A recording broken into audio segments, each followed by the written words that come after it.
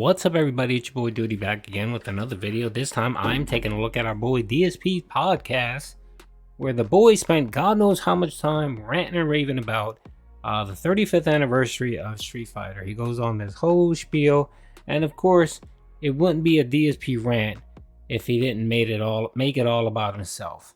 So I tried my best to condense the video into something watchable. So let's get into it, pimps. Let me tell you, again, these were my formative years as a person and a gamer. If Street Fighter 2 didn't exist, I don't know if I ever would have had the confidence to ever do anything in front of an audience like I do today. Maybe I never would have been able to stand in front of you here live on stream, the hundreds of you that are here, and speak. Maybe I... Oh my god, he sounds like Wings of Redemption when Wings of Redemption talks about how Fallout saved his life. Wouldn't have been able. When I used to have an office job at a helicopter company, to stand in front of the all hands meeting for the company and speak in front of the whole company about new things we were doing, new processes, projects I was working on, right? Maybe I would crack under pressure, which to this day is something important for me to not do. When I'm playing a video game and I'm trying to finish, I mean, take a look at me playing games like Elden Ring, right? Facing super bosses, Melania and shit, you know? If I didn't have the nerves that I have today because I played competitive Street Fighter, maybe I wouldn't have ever had that. Oh my god, he's like a medieval knight slaying dragons with all that confidence he has. On the flip side of that, there's a whole other aspect to it. Think about in the time frame of the late 90s all through the 2000s when I was traveling to play Street Fighter, okay? I went to places such as the entirety of the East Coast. We're talking Connecticut, New Jersey, New Hampshire, New York, Vermont, Rhode Island, Massachusetts, Pennsylvania, you know, all that chunk of the East Coast. I traveled all within 150-mile radius. All different cultures, all who love Street Fighter. I went south, Virginia, Georgia, Florida. I went west from there, Texas. I went to the Midwest, Chicago area. I went to Las Vegas multiple times, Nevada, California multiple times. All right? Again, met people from all over the place. And then when there was the reinvigoration, I went to Nashville, Tennessee to play, right? And that was about 10 years ago. So think about all these places I traveled. Would I ever have gone to those places if it weren't for Street Fighter? Probably not, right? I apologize to all those states that had to endure DSP traveling to your state. My apologies. I've met the variety of people and seen the hospitality that is the country of the United States of America. If it weren't for Street Fighter, not likely, okay? And I'm grateful for those experiences in my life. I am, even though I criticized them. And here's why I criticized them. Because when I was traveling for Street Fighter, because you're a douchebag. I was in this tunnel vision mindset. It was, I'm going to travel and I'm playing Street Fighter. That's why I'm here. That's my focus. Everything else is periphery. So I went to Las Vegas multiple times. I never set a single foot onto the Las Vegas Strip, even though I was there physically multiple times in my lifetime. Why? Because I'm a fucking idiot. Because I was young. Yes, stupid, yes, he is. And I had tunnel vision. All I thought about was competitive Street Fighter, right? And the same thing could be said for the other places I went. There was grand opportunities for me to be tourism and things like that, and I really never did. I mean, I went to Texas, and the couple times I went to Texas for Street Fighter, guess what I ate? Fast food. I never ate. Yeah, not the culture, not the places, not the historical sites. What does he focus on? Food. This man just always has to boil everything down to money and food. Like a good little porker. Texas barbecue. Why? Because I was a fucking idiot. I was just Street Fighter, Street Fighter, Street Fighter. That's all I cared about. So, do you see the point? Like, I would go to these places, but not... The point is, this is supposed to be about the 35th anniversary of Street Fighter. And yet the man, the common thread in this rant is me, I. So, of course, Phil makes everything about himself. Take advantage, because that was me, my dumb-ass, immature mindset. Today, my God, are you crazy? If I went to these places, I would take advantage of everything while I was there, and I never really did that, you see? So, all that being said, I'm very grateful for the people I met, for the experiences I've had, and honestly, for kind of the life-changing experience I've gotten playing Street Fighter over the course of my life. You say it's the 35th anniversary of Street Fighter. I'm 40 years old. Admittedly, I didn't play the original Street Fighter in arcades, but Street Fighter 2 was in the early 90s, right? So you're talking, for me, probably about 30 some years of my life, Street Fighter's been a part of it. That's insane to think about. It really is. And that's why it's cool when I see, wow, Street Fighter 6 is coming out, and I can get hype again, because I was so disappointed by this stinker right here. And now to feel like maybe, to some extent, there could be Street Fighter as a part of my life again, right? Once a week, I play old school Street Fighter in the Capcom Fighting Collection, and previously it was the Street Fighter 30th Anniversary Collection. And people say to me, Phil, why on earth? No one says anything to you. Still play Street Fighter once a week. The connections are bad.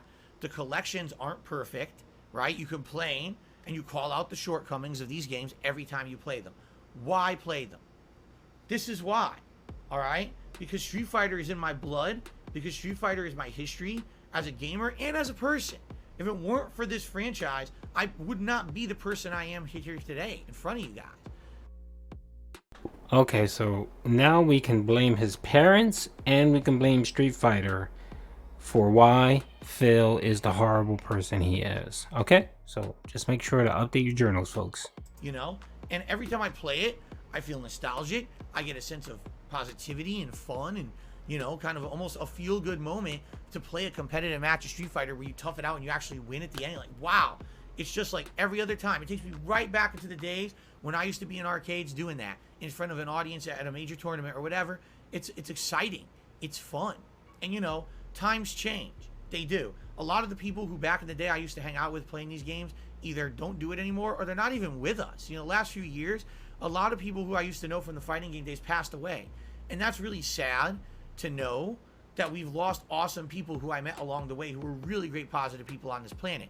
And to know that at least in some extent that me playing old school Street Fighter once a week can maybe hold on to those memories, right? Can show to the world these are the games that I grew up with and meant something to me, to maybe give some history. Okay, I'm going to try to be as nice as possible here, Phil. Okay?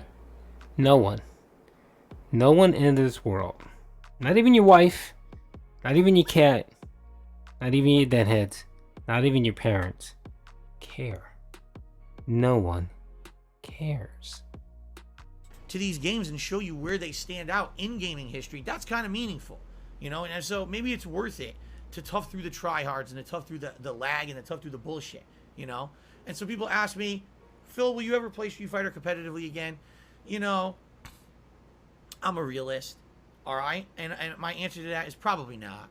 I'm probably never going to again. I'm 40 years old. I have a family now. I'm very happy with my job. A horse and a cat don't make a family. I have no desire to start traveling the country, flying all around to play Street Fighter anymore.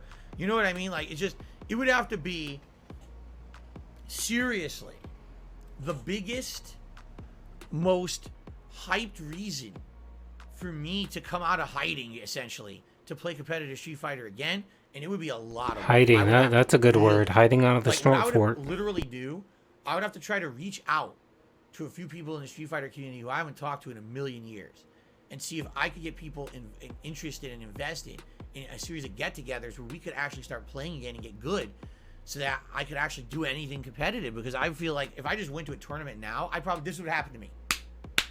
It's a spanking. This is what we used to do back in the day. Like, oh, you just got spanked.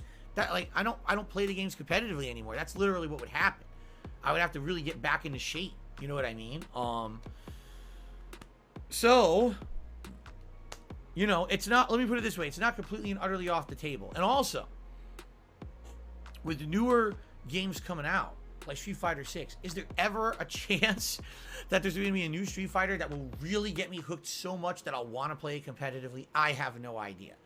All right, but again, for me, it's kind of like, I kind of been there, done that. I've seen it. I've seen what competitive Street Fighter can be. At this point, I have no aspirations to be a high-end competitive player. I don't want to get sponsored. I don't want to join a team. I don't care about that shit. You know what I'm saying? I have my own brand as it is. I don't need to be part of a fucking team to be notable and shit. For me, maybe one day, but I doubt it. I'm getting so old at this point. I guess it really depends on what happens with Street Fighter 6. What's funny is the same kind of questions were thrown at me during the times when Street Fighter 5 hadn't come out yet and was being promoted, and I answered the same way. I said, if there's ever a new fighting game, maybe it's Street Fighter 5, that will be good and reinvigorate, maybe I'd be interested. And boy, Street Fighter 5 did exactly the opposite for me, right? But it's not off the table completely.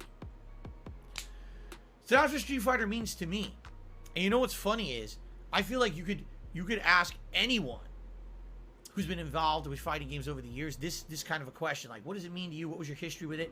I bet if you ask Maximilian Dude, right, and if you ask Justin Wong, or if you ask one of the OGs like Alex Valle, right, or you ask any of these guys from over the years, and you ask them what does it mean to them, they're all going to have a completely different story. Because that's kind of the cool thing about Street Fighter. It's been around for so long that even, you know, people who you think are from the same time period may have completely different stories and influences about it to tell you guys. You know what I mean? So I would even say today is the 35th anniversary. I would wonder if anyone else out there is doing something similar to this, like reminiscing like I am, to tell their history. No, they're actually playing games or streaming and being very successful, unlike you. With fighting games and Street Fighter in general. And by the way, not everyone lives in the past like you do, Pimp. You're the king of nostalgia. You always wanna reminisce back to your glory days. You remind me of Al Bundy and his high school scoring 4 touchdowns in one game. That's exactly who you are. It's a miracle you haven't brought up Evo yet. And see, you know, how different their perspective is on it than mine. You know, kind of interesting. But anyway, happy 35th anniversary Street Fighter. Thank you for being an important part of my life. Thank you for being a formative part of my early years. And as silly as it was in the 2000s when I was kind of like so tunnel vision into Street Fighter, I'm still grateful for those experiences that I had, the people I met, the places I traveled, and to the fact that that experience in a competitive game transferred over to things in the essentially second half of my life here. Yep, don't forget King of Hate. Remember when he was a troll? Remember when he used to trash talk everyone? Remember all those great days? Remember where he used to purposely get online and troll and harass people out of his words, his own mouth?